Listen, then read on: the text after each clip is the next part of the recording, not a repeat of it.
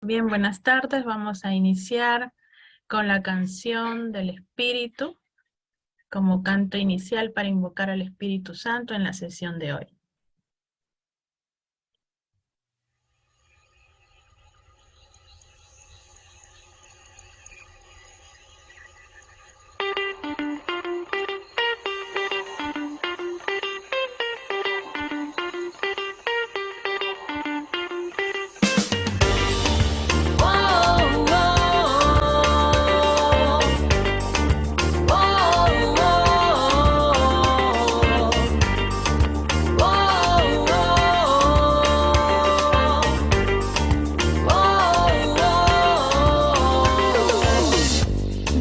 Señor te envuelva en su espíritu de amor, satisfaga hoy tu alma y tu corazón.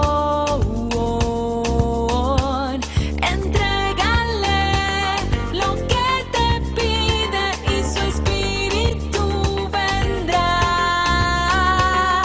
sobre ti.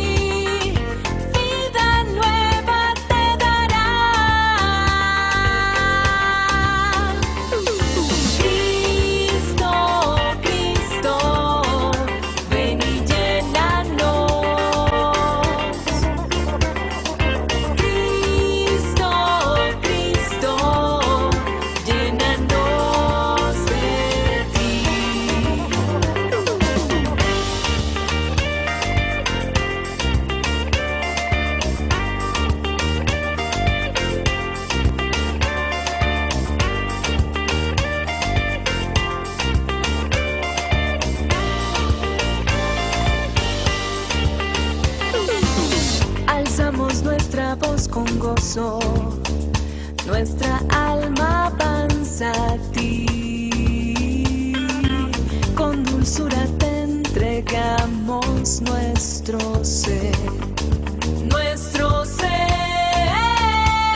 Entrega toda tu tristeza en el nombre de Jesús y abundante vida hoy tendrás en él. Cristo, Cristo, ven y llénanos. Cristo, Cristo, llénanos de ti. Cristo, Cristo, ven y llénanos. Cristo, Cristo, llénanos de ti.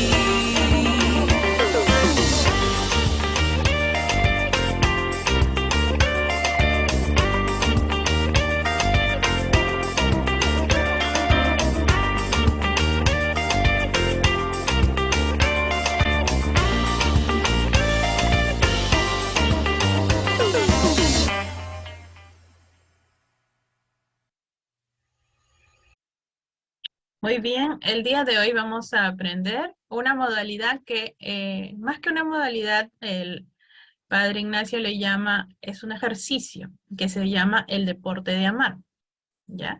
Entonces vamos a escuchar una explicación primero, ¿ya?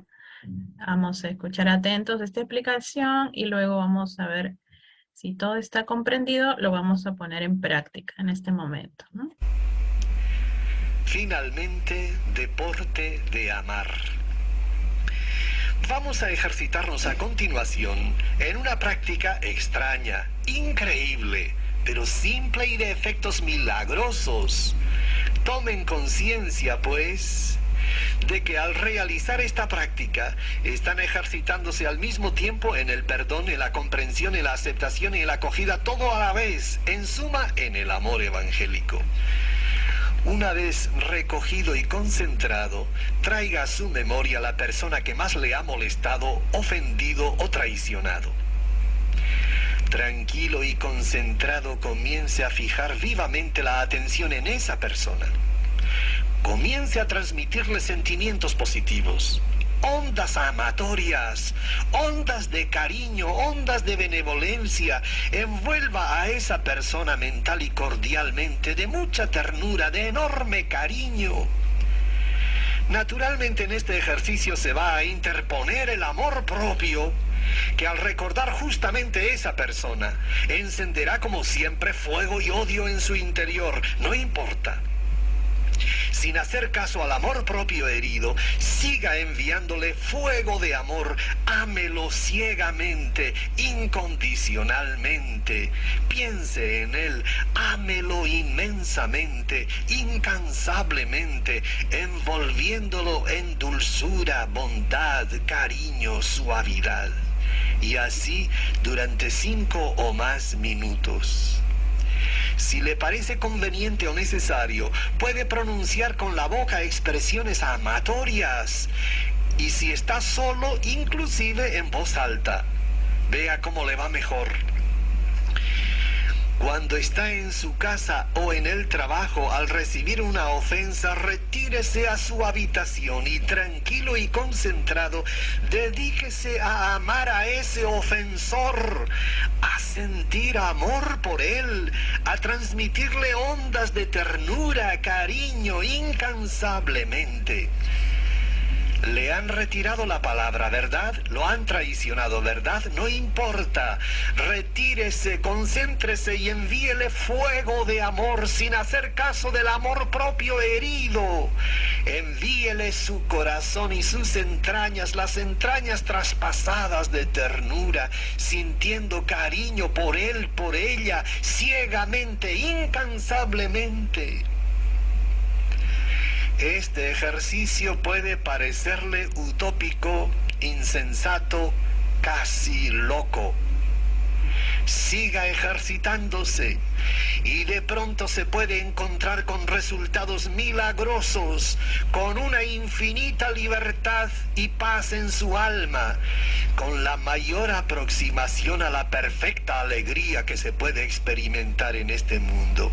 Y además, ¿acaso por primera vez en su vida va a tener inesperadamente la experiencia de amar al enemigo, la más alta utopía del Evangelio?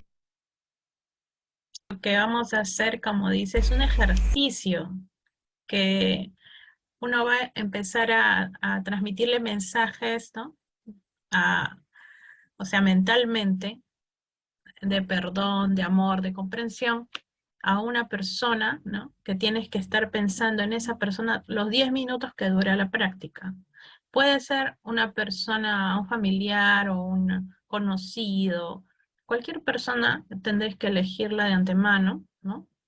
Que en realidad, pues, hay algún resentimiento, rencor, de repente algún disgusto, algo contra esa persona, ¿no?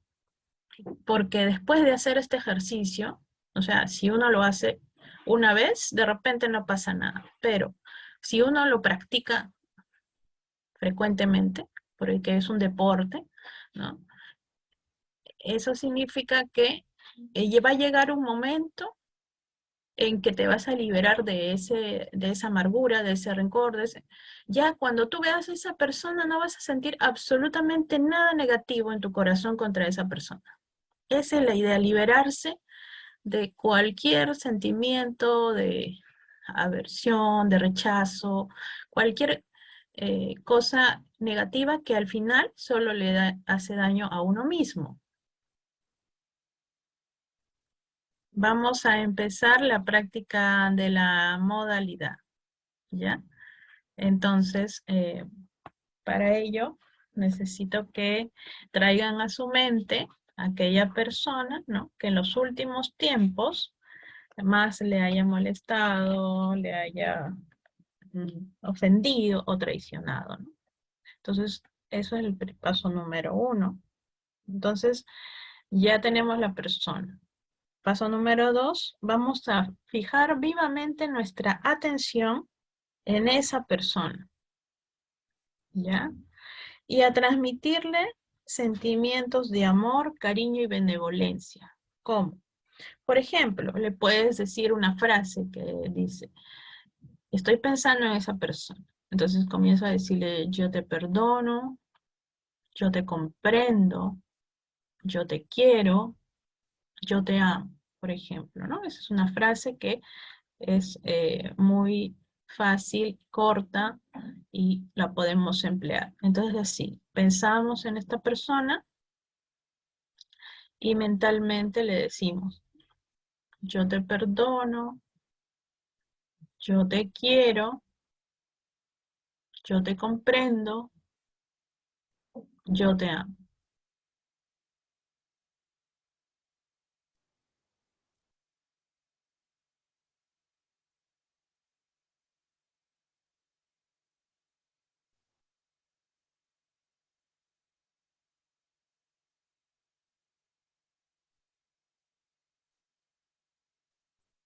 ¿No?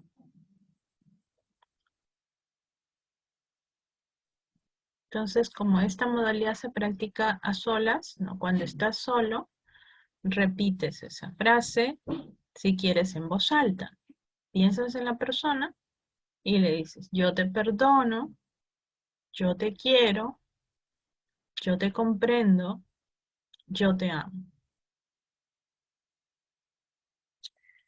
Y en ese momento la idea es que le vayas enviándole y transmitiéndole sentimientos de amor, de cariño, de ternura, de benevolencia, envolviéndola mental y cordialmente en un abrazo de inmensa ternura e infinito cariño. Esa es la idea, ¿no? Entonces así le vas transmitiendo esa frase, yo te perdono, yo te quiero, yo te comprendo, yo te amo.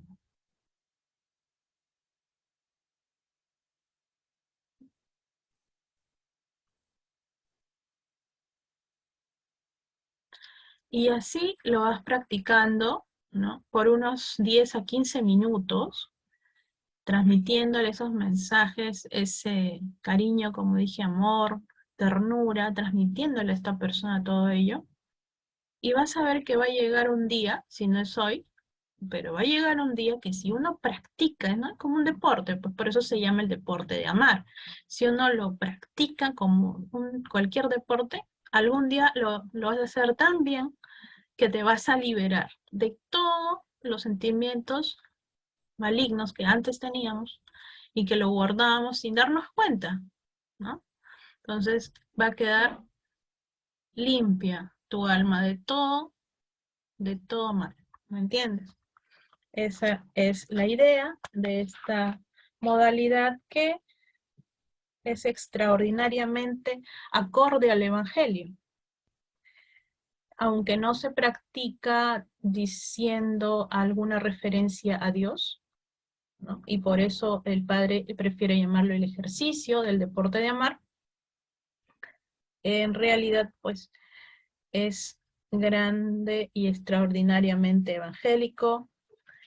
Yo que muchos años lo he practicado, eh, soy testigo de la gran liberación que produce este ejercicio. Bien, entonces esa es la idea de esta modalidad. Ahora vamos a meditar y compartir con el Evangelio de Juan. El día de hoy nos toca la lectura de Juan, capítulo 19, versículos del 25 al 27. Lectura del Santo Evangelio según San Juan. Junto a la cruz de Jesús estaba su madre y la hermana de su madre, María, esposa de Cleofás, y María Magdalena. Cuando Jesús vio a su madre y junto a ella al discípulo a quien él quería mucho, dijo a su madre, mujer, ahí tienes a tu hijo. Luego le dijo al discípulo, ahí tienes a tu madre. Desde entonces, ese discípulo la recibió en su casa, ¿no? Entonces, palabra del Señor, gloria a ti, Señor Jesús, ¿no? Como siempre, la meditación, ¿no?, se hace en primera persona o nos trata de introducirse allí. ¿Cuál sería el papel que nos corresponde en este evangelio? Pues el papel de Juan. el discípulo que Jesús más amaba. Él nos representa a cada uno de nosotros, ¿no? Y es ahí que nos dice, le dice Jesús a María, mujer, ahí tienes a tu hijo, por ejemplo, te llamas Edwin, mujer, ahí tienes a tu hijo Edwin, ¿no? Y le dice Jesús a Edwin, le dice, ahí tienes a tu madre, ¿no? Y desde entonces ese discípulo la recibió en su casa, ¿no? Esa es la idea de la meditación y el compartir, ¿no? Hemos llegado al mensaje de la sesión de hoy, que es la sesión número 4. El mensaje está referido a la Virgen María, a nuestra Madre María, mujer de fe y Madre de Dios. Vamos a escuchar qué nos dice el mensaje, la sesión de hoy.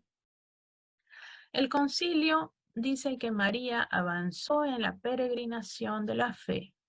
María fue, pues, ella también, peregrina caminante, que recorrió los caminos de la vida con las típicas características de toda peregrinación: oscuridad, confusión, perplejidad, miedo, fatiga, sorpresas y sobre todo muchas interrogantes. ¿Cómo se enteró Herodes del nacimiento de este niño? ¿Por qué intenta aniquilarlo? ¿Hasta cuándo tendremos que estar en Egipto? Hasta que se te diga otra cosa. ¿Y este niño perdido en el templo, lo encontraremos alguna vez? ¿Y este desastre? ¿Dónde está Dios? Interrogantes, interrogantes. ¿Qué hará la madre ante este terrible silencio? ¿Espantarse? No. ¿Desesperarse? No. En 3 oportunidades presentan los evangelistas a la madre, meditando en su corazón, confrontando las palabras antiguas con los hechos recientes y dolientes, y buscando el rostro de Dios entre silencios, penumbras y oscuridades. Ahora bien, el que busca, camina. Y la madre fue caminante porque buscaba, y buscaba porque no sabía todo. Si la madre hubiese estado en conocimiento de cuánto nosotros sabemos, no habría necesitado buscar. Buscaba porque no se le dieron hechas las cosas. Ella misma tuvo que guardar cuidadosamente los acontecimientos, las palabras y las emergencias de la vida. Y luego tenía que meditarlas diligentemente en su mente y en su corazón, ponderándolas, dándole vueltas en su mente. Hizo pues el camino de la vida como nosotros, buscando los designios de Dios entre confusas contrariedades de la vida. Ahora, el que busca, camina. Y la madre por eso es que fue peregrina o caminante. De consiguiente, no es cierto que la madre desde pequeñita supiera por revelaciones infusas todo lo que nosotros sabemos acerca de la historia de la salvación o acerca de la naturaleza trascendente del Hijo de sus entrañas. Mucha gente no siente simpatía alguna por una mujer aureolada, mágica, tan distante de nuestra pobre condición humana. La colocaron tan lejos, allá en el azul del firmamento, coronada de estrellas, la luna debajo de sus pies, rodeada de ángeles y arcángeles, visiones y revelaciones, revestida como de una mágica mitología, como si se tratara de una semidiosa. Mucha gente no siente simpatía alguna por una mujer así, que de entrada ni siquiera es mujer, sino una semidiosa. Tenemos que decir desde el primer momento que la madre no fue nada de eso. Fue una mujer humilde, de un pueblo subdesarrollado, madre de un obrero y esposa de un obrero. Mujer que para comer un pedazo de pan necesita tener 2 piedras para batirlas una contra la otra, y así moler rudimentariamente aquel trigo. Luego tiene que tomar un cántaro sobre su cabeza e ir a la fuente de Nazaret, traer el agua para amasar aquella harina. Y luego tiene que subir a los cerros, ella solita, y con sus manos cortar ramas y arbustos y cargar todo eso a hombros, acarreando todo a la casa, mientras se preocupa de cuidar unos cabritos y dar de comer a unas gallinas. Eso fue la vida de la madre. Nada de princesa de manos delicadas y finas. No va por ahí la grandeza de la madre. Nunca fue una soberana. Siempre fue una servidora de Dios y de sus hermanos. Nunca fue una semidiosa. Fue una mujer de fe y una pobre de Dios. Nunca fue una meta deslumbrante a la cual se dirigen las miradas de la humanidad. Fue un camino silencioso que silenciosamente va conduciendo a las personas hacia el espíritu de las bienaventuranzas. Y nunca fue la todopoderosa, fue una intercesora, bien humilde, bien moderada, como la vemos en las bodas de Caná. Los documentos conciliares presentan a María como peregrina de la fe, y yo agrego, fue peregrina de la fe porque no sabía todo. Aquel día, el anciano Simeón, sacudido por el Espíritu Santo, se aproximó a la madre, le arrebató de sus brazos al bebé y mirando al pueblo dice, adoradores de Yahvé, peregrinos de Israel, aquí está el esperado de Israel. Puedo morir en paz porque todas las expectativas de mi corazón se han cumplido. He aquí la luz que iluminará por encima de todos los imperios y banderas de contradicción. En torno a esta criatura habrá muerte y vida, destrucción y restauración. Y tú, mujer, prepárate, porque también para ti existe una espada. Palabras misteriosas, enigmáticas, desconcertantes. ¿Cuál fue la reacción de la madre? La madre quedó admirada, dice el Evangelio. Estaba admirada, señal de que algo importante ignoraba de aquel hijo de sus entrañas, porque la admiración es una reacción de sorpresa ante algo imprevisto, desconocido o ignorado. Señal evidente de que la madre no sabía todo lo que nosotros sabemos acerca de aquel hijo de sus entrañas. No se le dieron hechas las cosas. Ella tuvo que guardar cuidadosamente en su corazón los hechos y las cosas, ponderarlas, meditarlas y así buscar los designios del Señor, igualmente que todos nosotros, porque el que busca camina. Y por eso fue peregrina de la fe. En otra oportunidad, el evangelista dice que la madre no entendió nada. En la caravana de los hombres no estaba el niño. En la caravana de las mujeres no estaba el niño. Lo habían perdido. Imagínense la situación de una madre, y qué madre, que pierde un hijo, y qué hijo. Lo primero que se le clava en el corazón a una madre en estas circunstancias es la espada de la incertidumbre. ¿Estará vivo? ¿Lo habrán secuestrado? ¿Lo encontraremos alguna vez? ¿Qué ha pasado?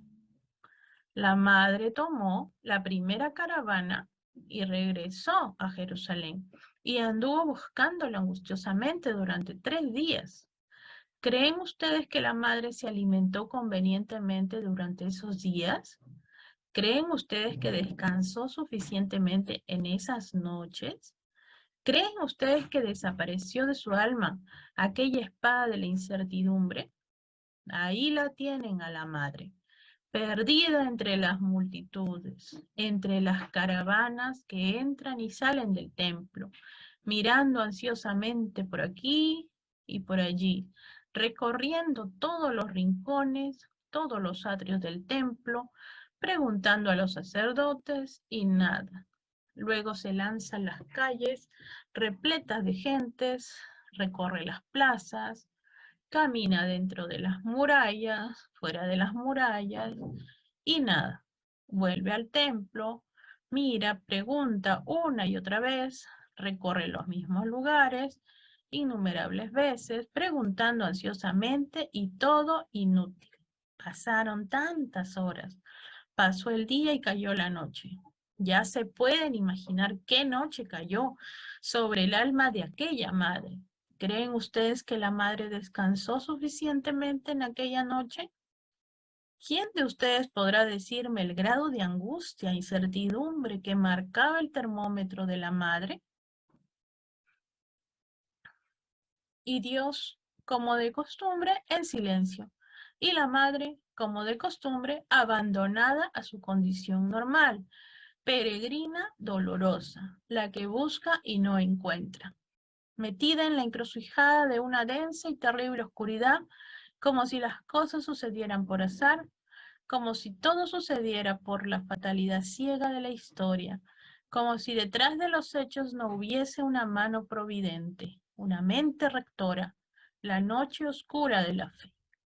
Igual que en nuestra vida, todo marchaba normal, cuando de repente cae una cadena de tribulaciones, traiciones de personas que nunca hubiésemos imaginado, incomprensiones de los mismos familiares, accidentes de carretera, en que desaparece toda la familia, la muerte que nos arrebata el ser más querido de la familia, catástrofes financieras, calumnias, medias verdades, y ahí la noche oscura de la fe, envueltos en el silencio de Dios.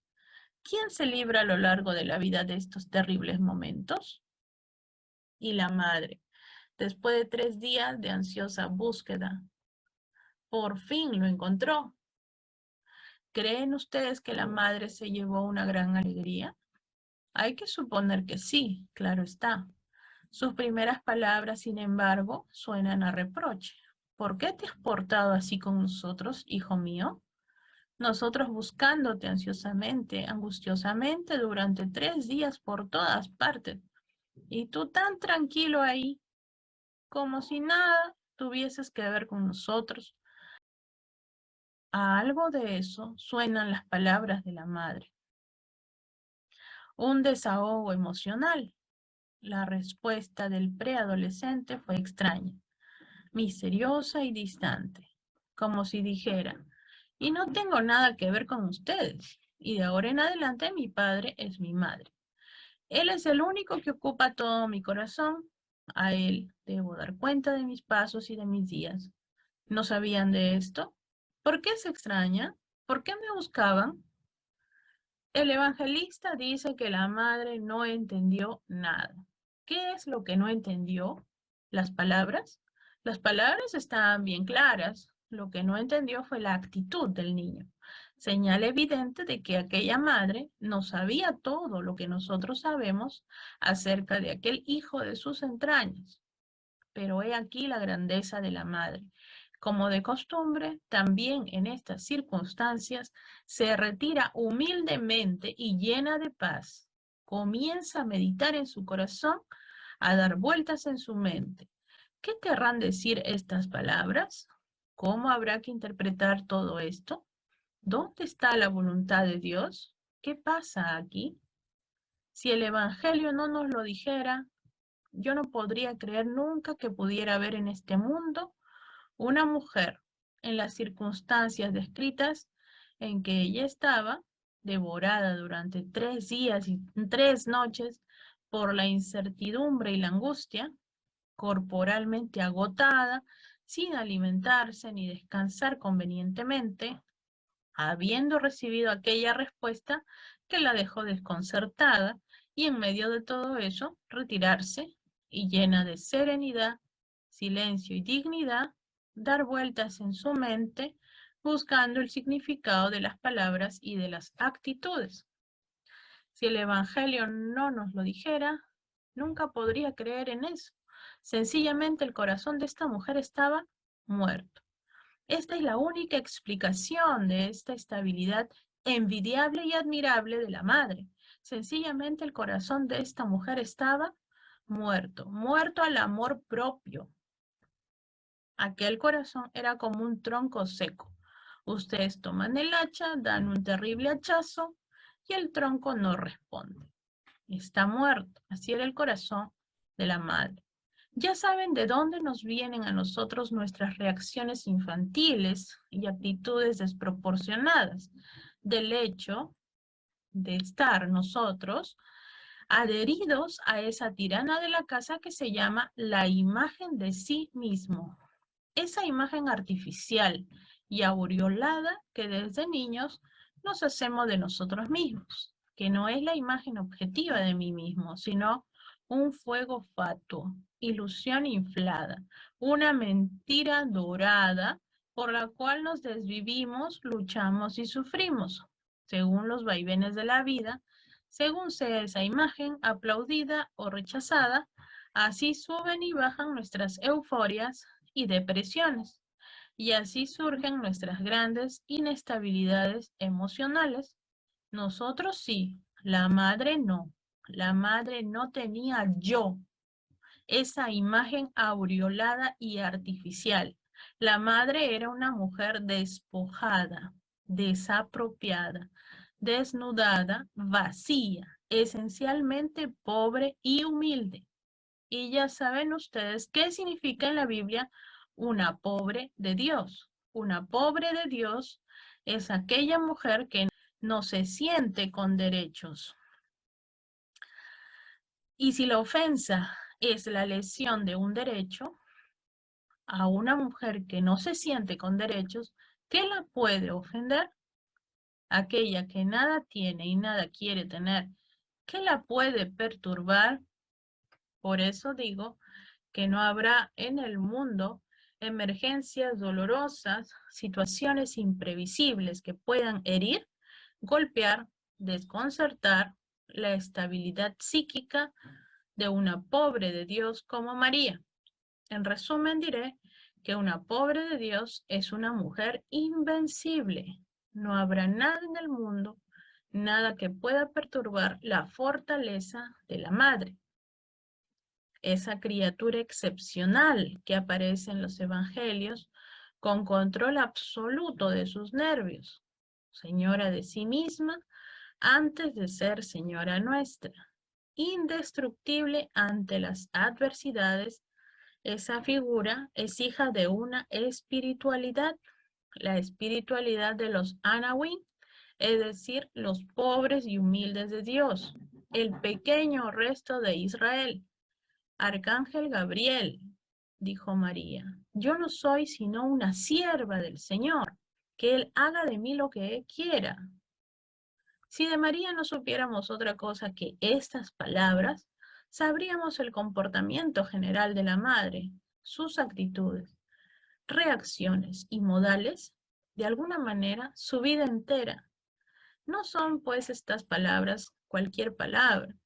Por ellas la madre se declara, se califica y se clasifica en el pueblo de los pobres y humildes de Dios, de la Biblia. Declara su identidad y con ellas la madre, repito, se identifica, declara pertenecer al pequeño resto de los pobres y humildes de Dios. Arcángel Gabriel, no soy sino una sierva del Señor, que Él haga de mí lo que quiera. Así comprendemos aquella serenidad y elegancia de la madre, aquel mantenerse digna e indestructible frente a los vaivenes, a veces furiosos, entre los que le tocó vivir. Impresionante, por otra parte, el paralelismo entre la espiritualidad de la madre y la espiritualidad del hijo. La misma palabra que utiliza la madre para resolver su destino, el de la maternidad divina, la misma palabra utiliza el hijo para decidir su destino de redentor del mundo. La palabra hágase. La madre en la anunciación y el hijo en Getsemaní. La misma identidad personal que se da a la madre, se da también el hijo. La madre dice, Ángel Gabriel, yo no soy sino una sierva del Señor. Y el hijo dice, aprendan de mí que soy pobre y humilde de corazón.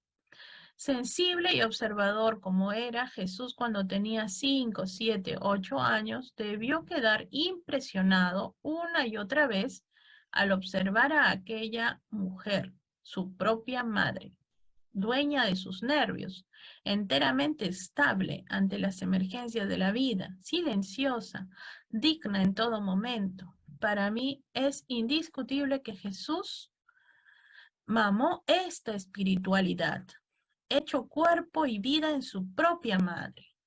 Las raíces de Jesucristo como Hijo del Hombre, sus ancestros inconscientes, están alimentados de aquella espiritualidad tan intensamente vivida por su madre y observada por su hijo pequeño, desde pequeño, porque una espiritualidad no solo es una actitud espiritual, sino un estilo personal que compromete toda la conducta y toda la personalidad.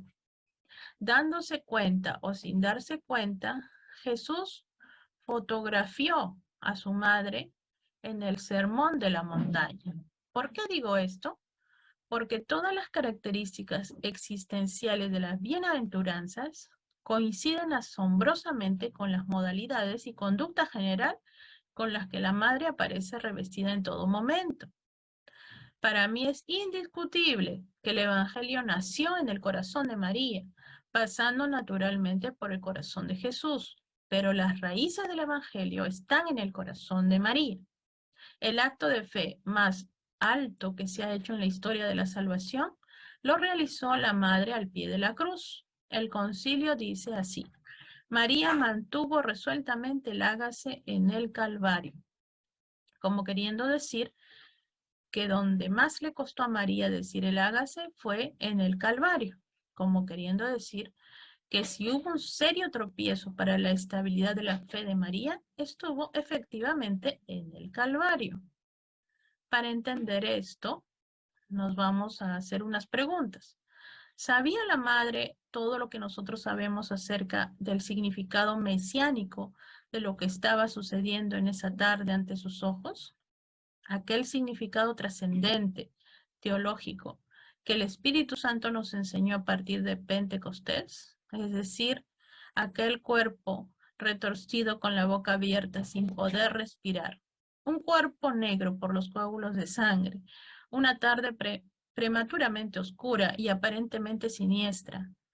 Total, parecía que todo acababa en esta catástrofe, en este desastre. Nosotros sabemos que aquí comenzaba todo, pero ¿sabía esto la madre? Y otra pregunta, ¿y si María sabía todo esto, su mérito era mayor o menor? Si María sabía que cada gota de sangre era sangre redentora, que si perdía al hijo, lo recuperaría resucitado al tercer día, no era difícil aceptar todo aquello. ¿Por qué lloraba aquel grupito de mujeres cerca de la cruz? ¿Por qué creían que aquí acababa todo? Para todo el mundo, amigos y enemigos de Jesús, lo que estaba sucediendo en el Calvario era la última escena de una tragedia griega. Aquí acababa todo. Sería tan evidente para María que allí comenzaba todo. María no era un robot insensible, era una persona normal, sensible a lo que sucede a su alrededor. ¿Qué veía la madre con sus ojos a su alrededor en ese momento? A todos los enemigos de Jesús. Ahí los veía radiantes, felicitándose porque habían aniquilado a su peor enemigo. Y los discípulos ahí andaban fugitivos, espantados, escondidos, y el grupito de mujeres llorando inconsolablemente. Y peor que todo eso, una sensación ambiental deprimente de tragedia y horror por todas partes. Eso es lo que se respiraba. Tantos lindos sueños, proyectos del hijo, todo había acabado en una catástrofe. Y en medio de aquel ambiente de horror, ahí está la madre. No eran circunstancias para soñar en grandezas. Pues bien, Fue en este contexto donde la madre realizó el acto más grande de fe que jamás se ha hecho en la historia de la salvación, más alto inclusive que Abraham en el monte Moriah, y consistió en lo siguiente: presentándose pues la madre delante de aquel escenario de horror y tinieblas, vino a decir: mi Señor, un día me dijiste que mi hijo sería grande, pero aquí acaba como un criminal. Un día me dijiste que su reino no tendría fin, pero aquí delante de mis ojos lo han aniquilado al primer golpe. Un día me dijiste que se llamaría Hijo del Altísimo, y aquí lo han comparado con Barrabás, y lo han encontrado más detestable que Barrabás. Todas las palabras que me dijiste un día han sido desmentidas una por la barbarie de esta tarde. Tengo todos los motivos para pensar que yo fui siempre una víctima que se creyó en sus propios sueños y alucinaciones. No veo nada. Todo es horror y tiniebla a mi alrededor. Pero en medio de esta tiniebla, mi Señor, brilla para mí una estrella, y es el yo saber que para ti no existen imposibles, mi Señor. Tú pudiste haber evitado todo esto. Si tú pudiste haber evitado todo esto y no lo has evitado, es señal de que lo que ha sucedido lo has permitido. Ahora bien, mi Señor, si tu voluntad anda entre los pliegues de esta barbarie, porque lo has querido, dispuesto o permitido, he aquí a tu pobre sierva que no tiene derechos, ni siquiera para protestar de tanta injusticia. He aquí a tu pobre sierva para decirte en esta tarde: mi Señor, no veo nada, pero todo está bien. Esto es un horror para todos, pero si tú lo has permitido, estoy de acuerdo con todo. Hágase tu voluntad, hágase tu voluntad. María mantuvo resueltamente el hágase en el Calvario. Está evidente y estridente ante la opinión pública y ante los ojos de María también que todo lo que estaba sucediendo era una confabulación miserable de todos los miserables de la tierra. A los romanos les interesaba agradar a los judíos les interesaba acabar con Jesús. Eran las reacciones psicológicas de un tipo resentido como Caifás, de un tipo timorato como Pilatos, intereses políticos, combinaciones imperiales, reacciones psicológicas. Todo se confabuló para expulsar al justo de la tierra de los vivientes. Esta era la única explicación que estaba evidente y estridente ante la opinión pública y ante los ojos de María también. La madre cerró los ojos ante aquellas evidencias, trascendió todo, clavó sus ojos de fe en aquel que está detrás de los acontecimientos y en cuyas manos están los hilos de la historia. Depositó en esas manos un cheque en blanco, un voto de confianza. Esas manos reclinó también su cabeza, repitió una y otra vez la palabra santa y mágica de los pobres de Dios, la palabra hágase, y quedó más grande y más reina que nunca, según las palabras de Juan en el cuarto evangelio cuando dice: junto a la cruz de Jesús estaba de pie su madre. Ni gritos, ni histerias, ni desmayos, ni contorsiones, nada. Mater dolorosa, sí, Señor. Mater lacrimosa, con todos aquellos desmayos y llantos, no lo creo, de ninguna manera. Primero, porque conocemos su personalidad emergente de su espiritualidad. Y enseguida, porque las palabras de Juan no dan pie para imaginar esos teatros y desmayos e histerias. Junto a la cruz de Jesús estaba de pie su madre. Nunca tan grande porque nunca tan pobre. Y en medio de la furiosa tempestad, supo mantener en alto la antorcha de la fe, su hágase. Por eso la madre puede presentarse ante nosotros diciendo: hijos míos, vengan detrás de mí. Yo recorrí esos caminos en noches oscuras y noches sin estrellas, y hagan también ustedes lo que yo hice. Abandónense en silencio al silencio de Dios y habrán derrotado el miedo, la oscuridad y la noche. Y bienaventurados aquellos que en medio de la oscuridad creyeron en la luz. María avanzó en la peregrinación de la fe. María mantuvo resueltamente el hágase en el Calvario. He ahí la mujer de fe.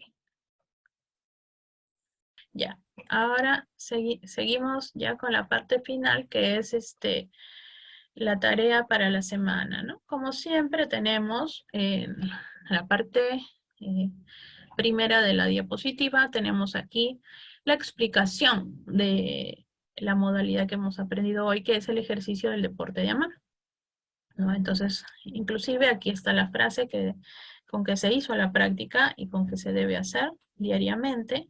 En realidad, este ejercicio se puede hacer en cualquier momento, en cualquier lugar, ¿no? Por ejemplo, si tienes un profesor, un docente que no te cae nadita de repente, entonces en cualquier momento tú sientes esos sentimientos negativos contra una persona, sin querer, ¿no? Nacen esos sentimientos, inmediatamente te pones a decir esta frase, ¿no? Yo te perdono, yo te quiero, yo te comprendo, yo te amo, ¿no? Entonces, así tu enemigo sea de un gran enemigo o una cosa que no sea tan grave tampoco, o sea, en cualquier situación, con cualquier persona, ¿no? Te funciona este ejercicio, ¿no? Si uno lo practica y le manda esas ondas de amor, de cariño a esta persona, se libera de todo sentimiento negativo con esta frase, sobre todo, ¿no? Y te digo porque lo he practicado mucho y es muy útil. Y la meditación, tenemos pues una lectura para cada día y también tenemos para el quinto día el Salmo 118, sexto día el Salmo 145. Ojo que los salmos, como son oraciones, ¿no? Entonces allí hacemos la lectura rezada, que fue la primera modalidad aprendida, mientras que los otros textos bíblicos son meditación, ¿no? Es qué me dice Jesús a través de estos evangelios, ¿no? Entonces una cosa es meditación y otra cosa es la modalidad de la lectura rezada con los salmos. Bien, clarísimo. Entonces, para terminar, tenemos este canto final que se llama María de Nazaret. Ya vamos a, si desea lo puedes cantar, aquí está la letra, o si no, simplemente lo escuchamos.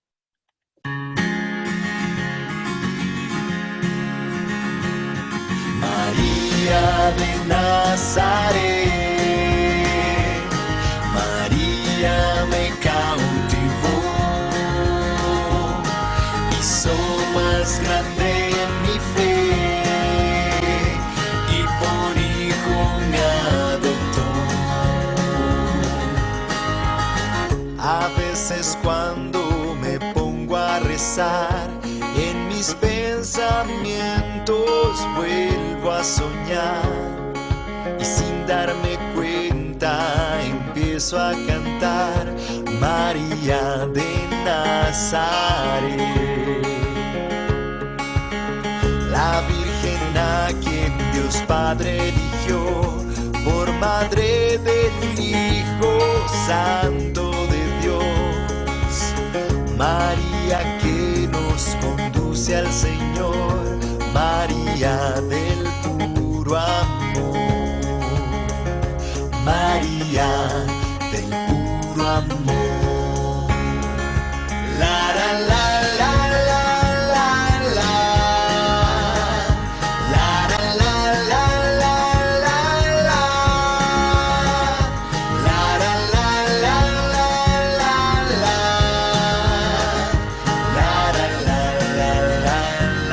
la. María de Nazaret, María me cautivó, hizo más grande mi fe y por hijo me adoptó. Mujer que trajiste al mundo la paz de todos los hombres, madre serás, marchando con nuestro nuestro pueblo estarás, llevándonos a Jesús. María que vio a Jesús caminar, María que le ha enseñado a hablar, María la que sabía escuchar, María de Nazaret, María